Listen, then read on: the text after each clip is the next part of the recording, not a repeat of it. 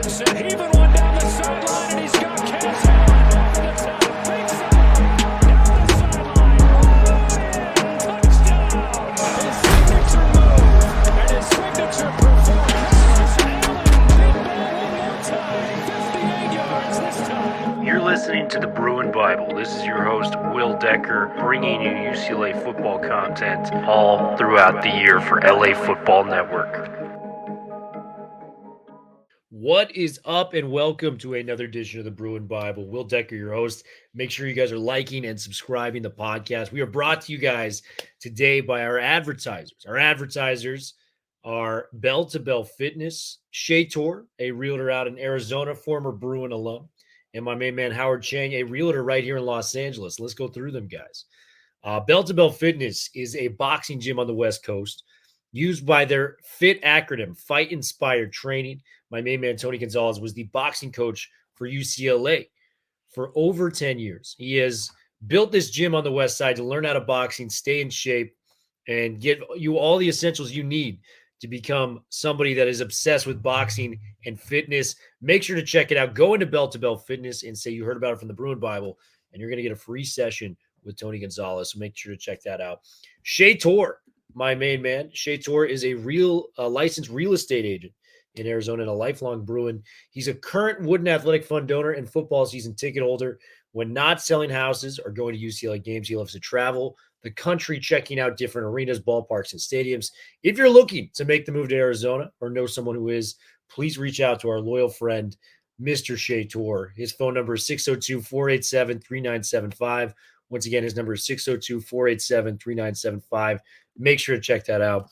And then the local realtor we got out here, Howard Chang.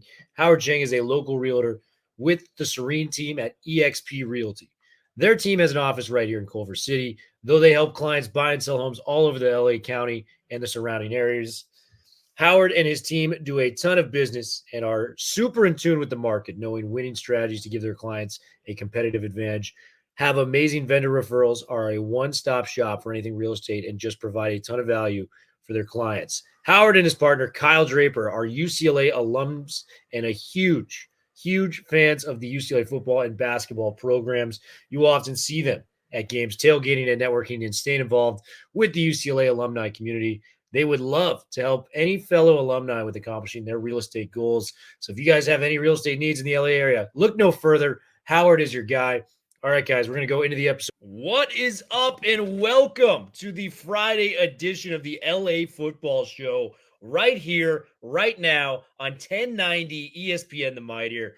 Will Decker in the house as your host. I got my co-host here, Mr. Jamal, a.k.a. the Madman, Madney, in the house. Brother, how are we doing? We are brought to you guys today by Athletic Greens and Bet Online. How are we doing today, Mr. Madman? We're going to be doing great, Thriller. Always a pleasure to see you. And we're at the end of the week, and I think there's some fun travel for my man Will the Thrill over here, going into the weekend and into the following week. So how great is life, Will? We get to hang out. We're talking Bruins ball.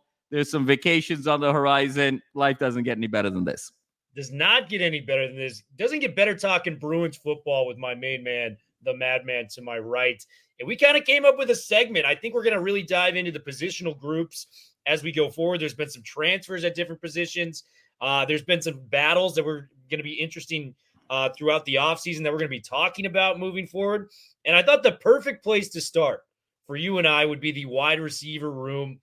We've talked about it at length. We've kind of been drooling over the potential of this room with maybe a one stable quarterback this time. A lot of talent in this room, Madman. And I kind of want to go through the impact players that we think are going to be standing out for UCLA this year on the gridiron. Players that, maybe broke out last year, maybe underperformed a little bit last year, but are going to have a lot of time to kind of catch up with one stable quarterback, maybe a better offensive line with some transfers coming in. And then maybe there's some true freshmen that even threaten to get on the playing field, man. So it's going to be a fun exercise. I think this is the perfect place to start as we kind of get into that summer portion. We're just kind of evaluating the roster and trying to pick out breakout players.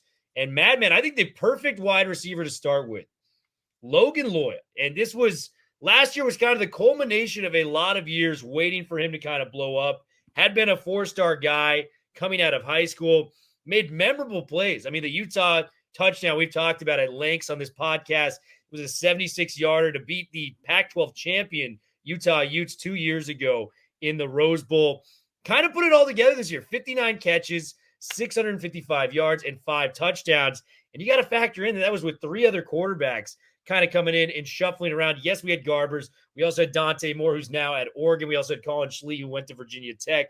Loya, I think on paper, is the slot guy until it's to be determined. He's earned that right. He's made big plays for UCLA. Let's talk about Loya to start this off with. Logan Loya coming back for UCLA. What's your analysis on him, and how much of an impact do you think he'll have on the football field for UCLA this year? No, Thriller. I mean, you said it best here. He's the head of the snake in terms of this wide receiver room. You talked about the 59 catches, the 655 yards, the 5 touchdowns. We all remember, as you said, that glorious crossing route at the Rose Bowl against Utah 2 years ago to sink that game.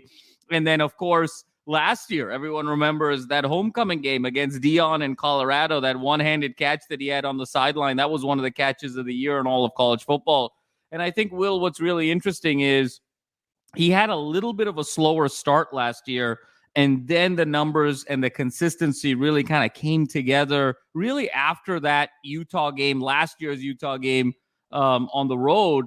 And I think the correlation between the stabilization of Garbers as sort of the quarterback for the bulk of the snaps over the course of the season and Loya's production, there was a really tight correlation there. So you got to think that's going to carry over this year, just with the chemistry that Garbers has with Loya. It all kind of came together at the end of the season. He was so critical in the Victory Bell game, just every big third down, every big play. He had that out route. He had the underneath stuff, the curls, and just was able to sort of dominate that game. So I think for Garbers, particularly coming in his final year, it's his team. He has an identity. He knows where he's going with the football. I think it's really going to begin with Logan Loya as the head of the snake from an option perspective. And the fact that Loya got such great hands, he's so twitchy, he's that ideal underneath slot guy, particularly as the offensive line grows into what hopefully they can be and make kind of the jump that unit did 2 years ago in terms of that growth trajectory. You got to think he's going to be relying even more on Loya earlier in the season to get the ball out quickly, but also to get it out to guys that he trusts. And so you got to think, particularly those first 2 games, Hawaii, Indiana, we're going to get a healthy dose of Loya going into sort of the meat of the schedule. So couldn't agree more. It's sort of the conversation must begin with double L Logan Loya. Yeah, man, such a security blanket. And it's, he is the Julian Edelman to Ethan Garber's Tom Brady. He's the easy check down option. You love what you see from him. He's going to be making some plays. He's going to be racking up those 5, 6, 7, catch games. And it could be death by paper cuts on a lot of those. But, hey, man, those add up to first downs and moving the ball down the field. So we love what we got from our guy Logan Loya. J. Mike, and you and I mean, we saw the practices last year, spring football.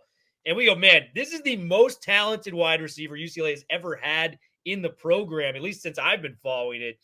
And it was almost like a nightmarish season, if you will, for our guy J. Mike. 278 of his 597 yards came in the first and last game of the season. This is a guy that was number 5 on Dane Brugler's draft board as a wide receiver. And guys, this was a draft class that had Marvin Harrison Jr., Rome Odunze, and Malik Neighbors. I mean, these were studs. These were guys that are household names now. So the fact that Brugler, one of the premier draft guide guys, had him as that high, it speaks to the talent level that J. Mike has. 597 yards receiving. I just think that with a consistent quarterback option this year with Garbers and having that familiarity, they lit it up in the bowl game, which is a very encouraging sign for that kind of chemistry moving forward. 4 catches, 142 yards, and a touchdown that Boise State game. I'm banking big on J. Mike. I think he's going to be a second-team all Big Ten player this year. I think he's the most talented guy in the receiving room once again.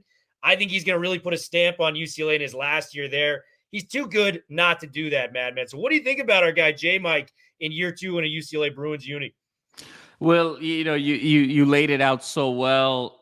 J. Mike, to me, I think is the one guy on this roster that single-handedly can swing the number of wins this team has anywhere from 5 to 8. Like you're talking about if J. Mike doesn't have the year or the impact that we believe he's capable of, this team could go all the way down to 5 wins.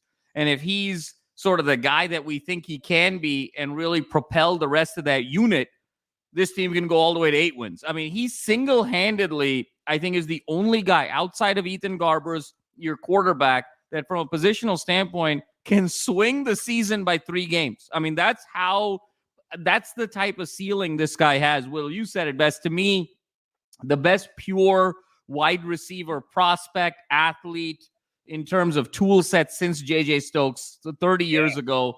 And, I mean, what a staggering season that he had last year. Literally half his numbers, Will, came in the first game and in the last game. And it just was unbelievable to see that unfold. He had 6 for 142 against Coastal and then 4 for 140 in the bowl game against Boise. And a lot of similarities, Will, in both of those games. Number one, the time that was allotted to the quarterback. The first game, it was Dante Moore. The last game, it was Ethan Garbers. Allowed J. Mike to really take advantage of the separation that he was consistently getting all last year. If you watch the film on J. Mike, he's consistently beating one-on-one coverage. He's consistently finding weak spots in the zone. The real issue was the quarterback in a position last year with time and with the ability to read progressions and be able to go down the field to be able to execute those plays? Did that quarterback have the time? And for the vast majority of the last season, that just was not the case.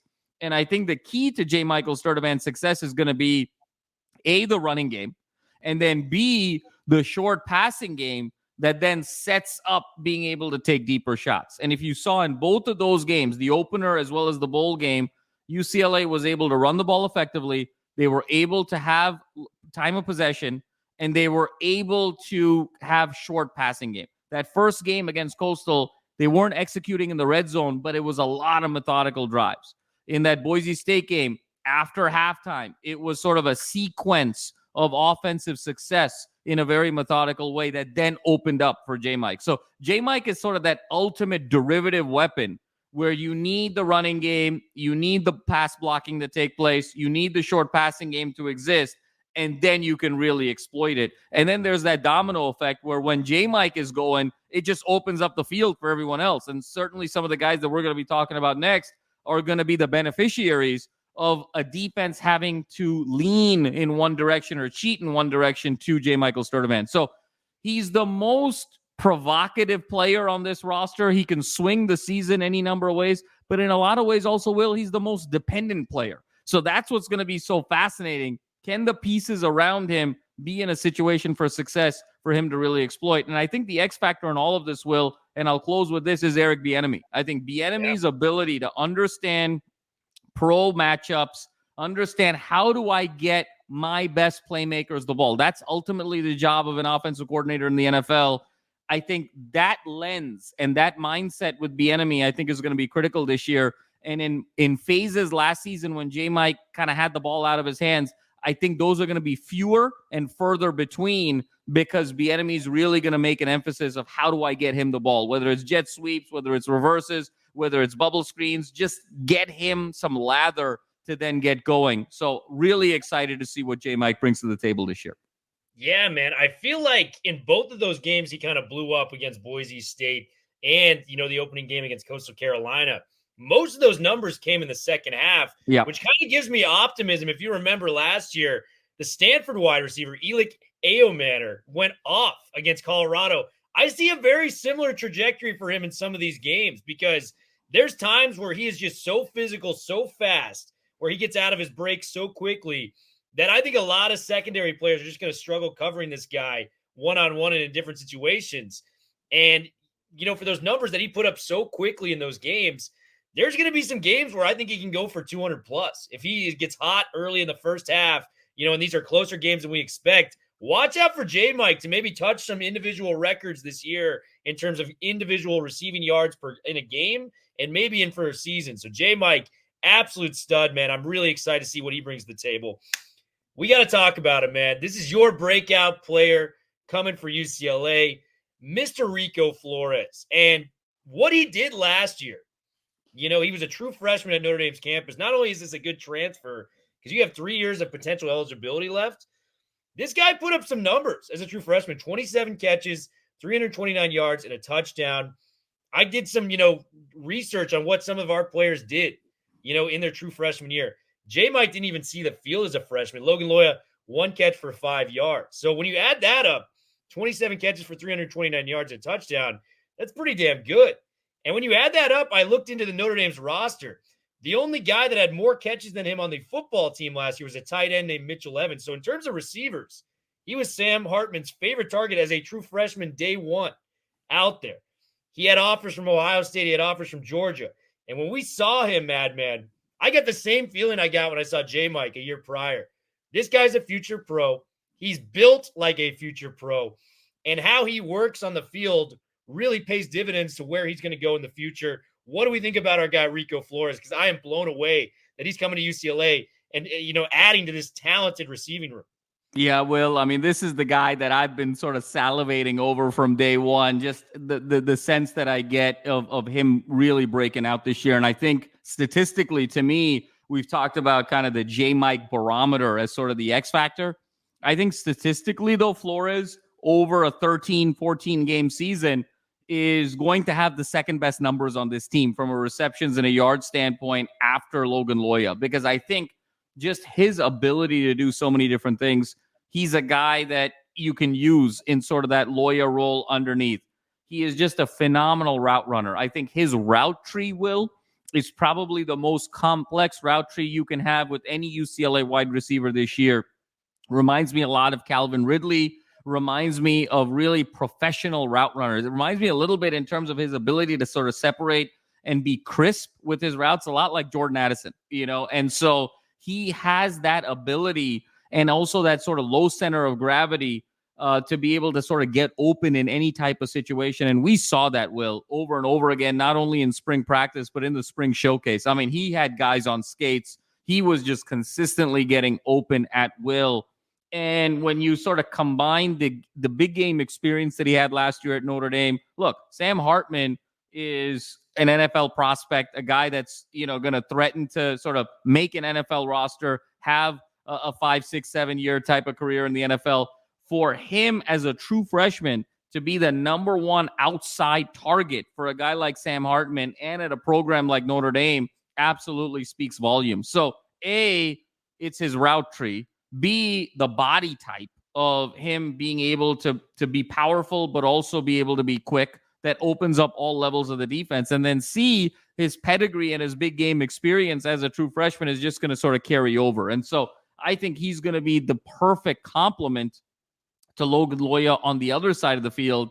And I think that trio of Loya, Flores, and J. Michael Sturdivant is really going to be the bread and butter of this UCLA offense for Ethan Garbers to play with. Can you imagine, Will, with those three guys out on the outside and then potentially having a Keegan Jones in the backfield as a receiver out of the backfield? I mean, you're talking about 4 bona fide just stars with the ball. You're going to put a tremendous amount of strain, particularly on some of these more, let's call it sort of horizontally challenged Big Ten defenses. So I'm expecting a big-time year from Rico Flores. I think he's going to be right behind Loya in terms of receptions, yards, and touchdowns.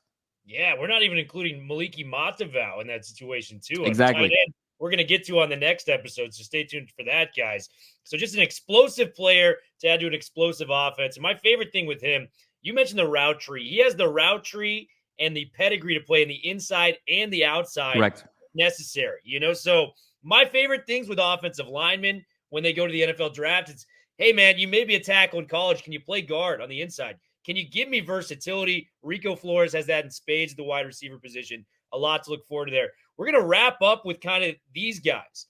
Titus, a guy I forgot was actually even going to play for us this upcoming year.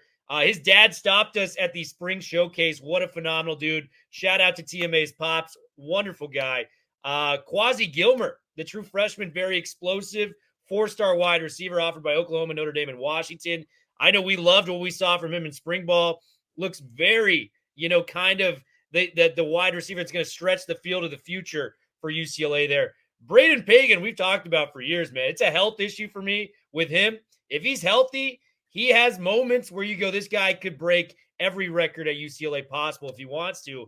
And then I think a lot of people forget Grant Gray was a bona fide 4-star wide receiver coming out of high school, was a true freshman last year. He's going to be back. He had to play baseball in the spring, so we didn't get to see a lot of him. Wide receiver room is loaded. Talk to me about these 4 guys before we head out of here on the Friday edition of the LA Football Show. Absolutely. Well, I mean, it's an embarrassment of riches, really, when you talk about these 4 guys. I mean, Pagan honestly could start for any Mountain West team, or I think could start tomorrow for Stanford or Cal, or really just a host of programs, both on the West Coast as well as in the Big Ten as well. And then Gray, I mean, he's kind of the wild card here, Will. He's almost like the offensive John Vaughns, right? Where it's, there's a tremendous amount of versatility, multi-sport star. I mean, there's a diamond in the rough there for sure. Everyone forgets this is, to your point, a 4-star guy. The 2 guys that I think are going to make some noise here, Will, in my opinion, one is TMA, as you so well said, kind of the forgotten man.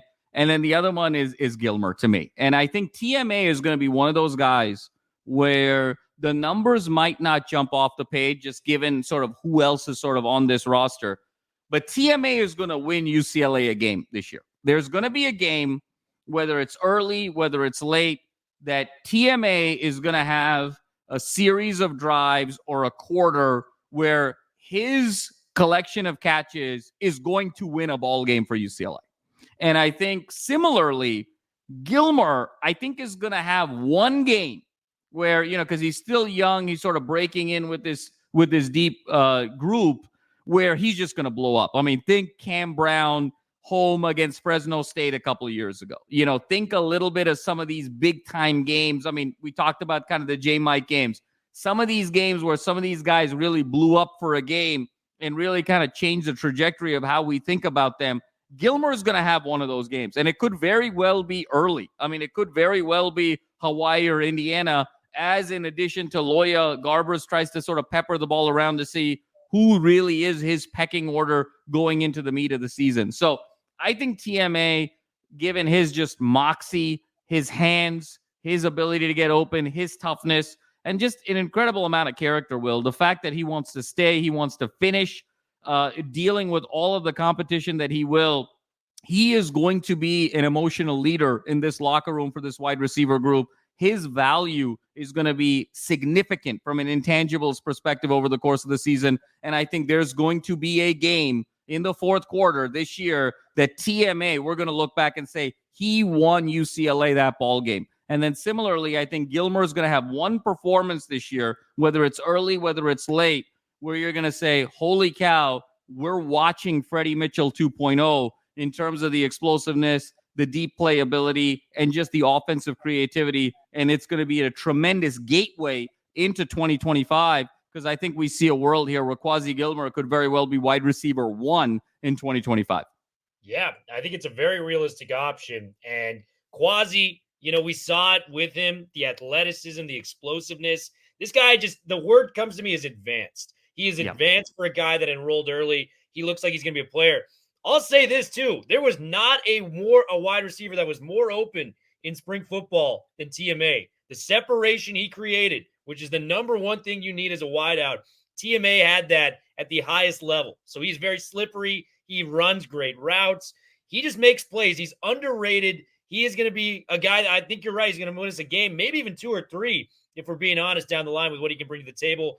Guys, that is the Friday edition of the Bruins section of the Los Angeles Football Show here on 1090 ESPN The Mightier. Have a phenomenal weekend. We will see you guys very, very soon. 4s up for the weekend, guys.